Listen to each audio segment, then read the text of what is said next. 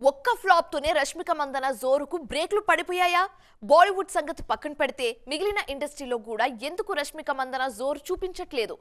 ఎప్పుడో ఒప్పుకున్న సినిమాలు మినహాయిస్తే ఈ మధ్య కాలంలో కొత్త ప్రాజెక్ట్స్ ఎందుకు సైన్ చేయట్లేదు? అసలు రష్మిక మందన ప్లాన్ ఏంటి? సినిమాలకు కావాలని బ్రేక్ ఇస్తున్నారా? యానిమల్, పుష్ప 2, చావా లాంటి సినిమాల్లో అటు పర్ఫార్మెన్స్, ఇటు రొమాంటిక్ క్యారెక్టర్స్ చేస్తూ వరుస విజయాల్ని అందుకున్నారు రష్మిక మందన్న.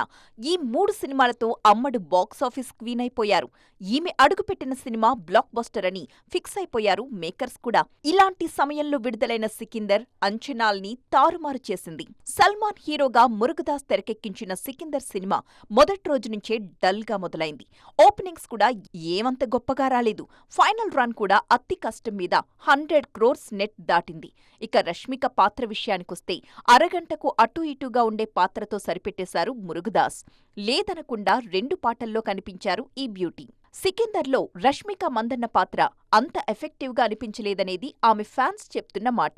రష్మిక లక్తో అయినా భాయ్కి హిట్టొస్తుందేమో అనుకుంటే భాయ్ బ్యాడ్ లక్ వచ్చి రష్మికకు అంటుకుంది.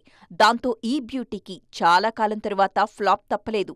ఈ ఎఫెక్ట్ ఆమె కెరియర్ పై కనిపిస్తోందిప్పుడు. పైగా కావాలనే కొన్నాళ్లు బ్రేక్ తీసుకుంటున్నారు ఈ బ్యూటీ. సికిందర్ తరువాత రష్మిక జోరుకు కాస్త బ్రేక్లైతే పడ్డాయి.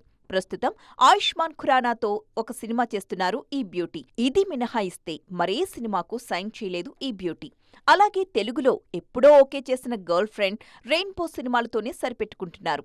ఈమె తీరు చూస్తుంటే కొన్నాళ్లు సినిమాలకు బ్రేక్ ఇచ్చేలాగే కనిపిస్తున్నారు.